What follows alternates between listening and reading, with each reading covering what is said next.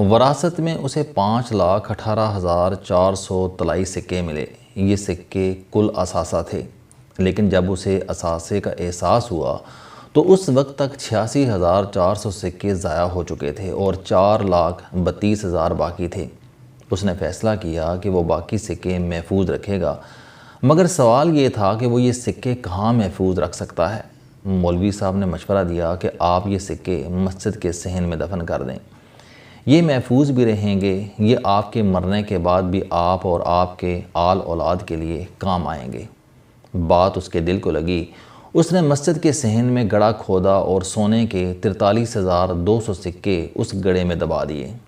وہ اس اچھی سرمایہ کاری پر خوش تھا، لیکن یہ خوشی زیادہ دیر قائم نہ رہ سکی۔ وہ چند دن بعد مضطرب ہو گیا۔ محلے کی دوسری مسجدوں اور اماموں نے اسے یقین دلایا کہ تم نے غلط مسجد کا انتخاب کیا، تمہارا سرمایہ ضائع ہو جائے گا۔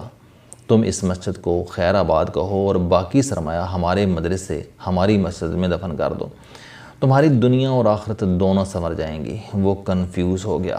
اس نے اس کنفیوژن میں ایک دن اپنی صندوقچی نکالی اور سر پیٹ لیا۔ اس کی صندوقچی واقعی خالی تھی۔ اس کے سونے کے 43,200 سکے غائب ہو چکے تھے۔ وہ خالی صندوقچی لے کر بھاگا اور سیدھا بازار چلا گیا۔ اس نے اب باقی سرمایہ بازار کے مہاجنوں کے پاس رکھنے کا فیصلہ کیا۔ یہ مہاجن سرمایہ لیتے تھے، 5 سال اپنے پاس رکھتے تھے اور 5 سال بعد اصل زر کے ساتھ سود کی قسطیں ادا کرنے لگتے تھے۔ یہ اچھی اور محفوظ سرمایہ کاری تھی۔ آپ پیسہ لگائیں اور 5 سال بعد یہ پیسہ ریٹرن کے ساتھ واپس لینا شروع کر دیں۔ اس نے اپنے 43,200 سکے بازار کے مہاجنوں کے پاس رکھوا دیے۔ وہ روز مہاجن کے پاس جاتا، سارا دن اس کے پاس بیٹھا رہتا، سرمایہ کے محفوظ ہونے کا یقین کرتا اور شام کو واپس آ جاتا۔ یہ روٹین 5 سال جاری رہی۔ وہ اب مطمئن تھا۔ 5 سال پورے ہوئے، وہ مہاجن کے پاس گیا اور سرمایہ کی واپسی کا مطالبہ کر دیا۔ مہاجن نے افسوس سے جواب دیا کہ بھائی، آپ کا سرمایہ محفوظ ہے لیکن بازار مندی کا شکار ہے، ہم آپ کو فوری طور پر روپیہ واپس نہیں کر سکتے، آپ کو انتظار کرنا پڑے گا۔ اس کے دل کو دھچکا لگا، وہ پریشان ہو گیا، لیکن مایوس نہ ہوا۔ اس نے سرمایہ کی واپسی کے لیے مہاجن کی دکان کے پھیرے لگانا شروع کر دیے۔ وہ روز صبح آتا اور شام کو ناکام واپس چلا جاتا۔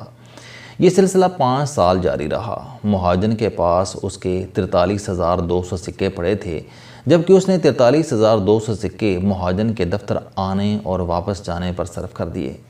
آخر آنے جانے میں کرایہ بھی خرچ ہوتا ہے، انسان کو کھانا پینا بھی پڑتا ہے اور چائے سگریٹ کا خرچہ بھی ہوتا ہے۔ اس نے ایک دن بیٹھ کر حساب کیا تو پتہ چلا کہ وہ اب کل 2,16,000 طلائی سکے ضائع کر چکا ہے۔ وہ کف افسوس ملنے لگا، لیکن پھر اسے محسوس ہوا کہ وہ نقصان کے باوجود ابھی دیوالیہ نہیں ہوا۔ وہ اب بھی 3,02,400 سکوں کا مالک ہے۔ یہ اگر اچھی طرح سرمایہ کاری کرے تو اس کا باقی سرمایہ بھی محفوظ ہو جائے گا اور اس کا نقصان بھی پورا ہو جائے گا۔ وہ اٹھا، نقصان کا سیاپا بند کیا اور محفوظ سرمایہ کاری کے مواقع تلاش کرنے لگا۔ وہ تلاش کرتا رہا یہاں تک کہ اسے معلوم ہوا کہ شہر میں نیا مال کھلا ہے۔ مال میں سرمایہ کاری کی مشینیں ملتی ہیں۔ آپ مشین میں ایک سکہ ڈالتے ہیں اور یہ مشین 2-2، 3-3 اور 4-4 سکے بنا کر باہر نکال دیتی ہے، اور یوں آپ تھوڑا سا سرمایہ لگا کر رئیس ہو جاتے ہیں۔ وہ مال میں چلا گیا۔ مال میں واقعی مشینیں موجود تھیں۔ اس نے ایک خوبصورت اور نازک مشین خرید لی۔ مشین پر لکھا تھا کہ آپ روزانہ صرف 24 سکے ڈال سکتے ہیں۔ آپ کو 25واں سکہ ڈالنے کے لیے اگلے دن کا انتظار کرنا ہوگا۔ وہ خوش ہو گیا، کیونکہ یہ مشین دن میں صرف 24 سکے کھاتی تھی اور یہ سرمایہ کاری اسے سوٹ بھی کرتی تھی۔ اس نے بسم اللہ پڑھ کر مشین میں سکہ ڈالا اور 4 سکے نکلنے کا انتظار کرنے لگا۔ مشین سے 4 سکے نہ نکلے۔ اس نے اگلا سکہ ڈالا، وہ سکہ بھی ضائع ہو گیا۔ وہ 3 دن تک مشین میں سکے ڈالتا رہا، لیکن مشین سے سکے نہ نکلے۔ وہ دکاندار کے پاس چلا گیا۔ دکاندار نے شکایت سنی اور مسکرا کر جواب دیا، جناب آپ بے صبرے ہو رہے ہیں، مشین سے سکے ضرور نکلیں گے۔ میں خود یہ مشین استعمال کر رہا ہوں۔ مجھے شروع میں 6 مہینے انتظار کرنا پڑا، لیکن بالآخر مشین سے سکے نکلے۔ آپ تاولے نہ ہوں، آپ ضرور کامیاب ہوں گے۔ وہ دکاندار کی باتوں پر یقین نہیں کرنا چاہتا تھا، لیکن دوسرے گاہکوں نے بھی دکاندار کی تائید کر دی۔ ان سب کا کہنا تھا کہ مشین بالآخر کام ضرور کرے گی۔ وہ گھر واپس آ گیا اور دوبارہ مشین میں سکے ڈالنا شروع کر دیے۔ وہ سکے ڈالتا رہا لیکن مشین سے سکے نہ نکلے۔ اس نے ایک دن حساب کیا تو پتہ چلا کہ وہ اب تک مشین میں 86,400 سکے ڈال چکا ہے اور اس کی وراثت اب 2,16,000 سکے رہ گئی ہے۔ وہ سخت پریشان ہو گیا، مختلف ماہرین سے مشورے کرنے لگا۔ ماہرین نے اسے مشورہ دیا کہ تم مشین تبدیل کر لو، دکان میں اور بھی مشینیں موجود ہیں، تم ان پر ٹرائی کیوں نہیں کرتے؟ وہ بھاگتا ہوا دکان پر گیا اور ایک اور مشین خرید لی۔ یہ مشین جدید بھی تھی، ہلکی بھی تھی اور گارنٹی یافتہ بھی۔ اس نے لمبا سانس لیا اور نئی مشین میں سکے ڈالنا شروع کر دیے، لیکن نتیجہ وہی نکلا، یہ مشین بھی اس کے سکے کھا گئی۔ وہ تیسری بار دکان پر گیا، ایک اور مشین خرید لایا۔ وہ اس مشین کے بارے میں بھی مطمئن تھا۔ وہ کیوں مطمئن نہ ہوتا؟ پورا ملک اس مشین کی تعریفیں کر رہا تھا۔ اس نے اس مشین میں بھی سکے ڈالے، لیکن شاید اس کی قسمت ہی خراب تھی، یہ مشین بھی اس کے سکے کھا گئی۔ وہ اب شدید مالیاتی بحران کا شکار ہو گیا۔ وہ اب دیوالیہ ہونے کے قریب تھا۔ وہ پریشان تھا۔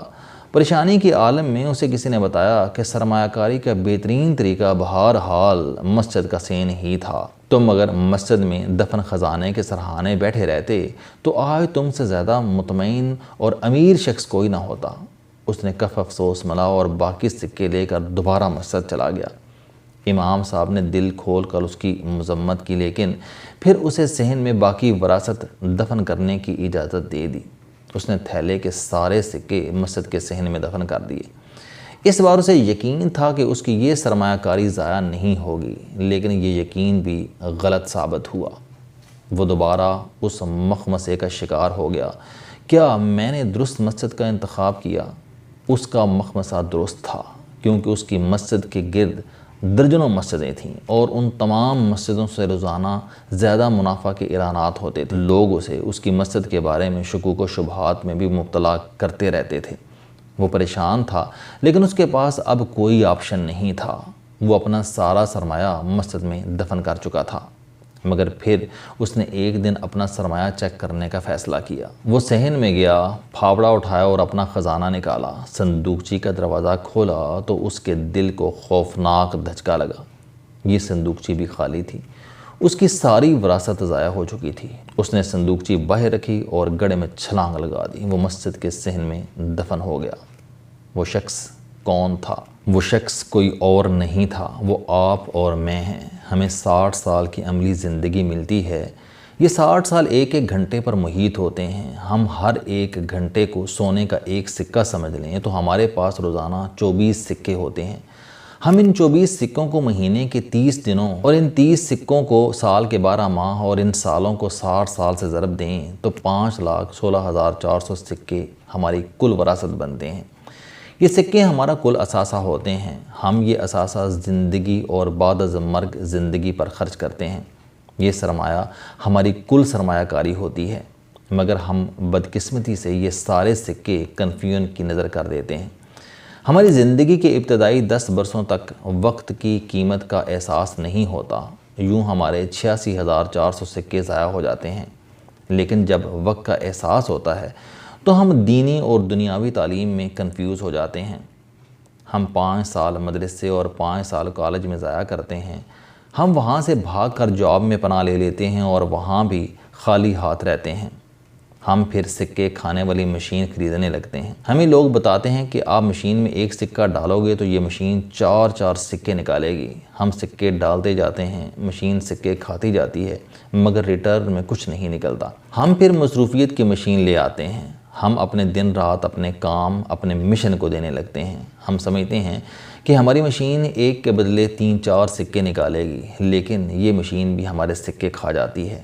ہم پھر معاشرے، دوستوں اور نظام کی مشین لے آتے ہیں، لیکن یہ مشینیں بھی ہمارے سکے کھا جاتی ہیں، یہاں تک کہ ہم بیزار اور مایوس ہو کر عمر عزیز کا باقی حصہ مذہب کو دے دیتے ہیں، مگر ہم وہاں بھی کنفیوز ہو جاتے ہیں، کیونکہ ہمیں یقین نہیں ہوتا کہ ہم جس مذہب، جس فرقے اور جس امام کو مان رہے ہیں وہ ٹھیک ہے یا غلط، اور یوں ہم عمر عزیز کا آخری حصہ بھی ضائع کر دیتے ہیں۔ آپ اگر کسی دن میری طرح دھوپ یا سائے میں بیٹھ کر زندگی کے بارے میں غور کریں تو آپ کو بھی یقین آ جائے گا کہ انسان کا سب سے بڑا مسئلہ کنفیوژن ہے، اور یہ بیچارہ مسئلہ حل کرتا کرتا دنیا سے رخصت ہو جاتا ہے۔ یہ زندگی میں کوئی ایسی مشین تلاش نہیں کر پاتا جو اس کے سکے دگنے کر دے۔ زندگی رائے گاں ہے اور یہ رائے گاں ہی چلی جاتی ہے۔ السلام علیکم، آپ سٹوڈنٹ ہیں، کوئی جاب کرتے ہیں، کاروبار کرتے ہیں، یا پھر آپ گھریلو زندگی گزار رہے ہیں۔ اگر آپ اپنی زندگی کو بدلنا چاہتے ہیں تو اس چینل علم دوستی پر آپ زندگی میں کامیابی کے لیے جاوید چوہی صاحب کے موٹیویشنل، سوشل، سیلف ڈسکوری سے ریلیٹڈ اور صحت سے متعلق بے شمار کالم سن سکتے ہیں۔ میرا دعویٰ ہے کہ یہ چینل آپ کی زندگی بدل دے گا۔ اس چینل کا مقصد اچھی باتیں معاشرے میں پھیلانا ہے، اور اچھی بات کو دوسروں تک پہنچانا صدقہ جاریہ ہے۔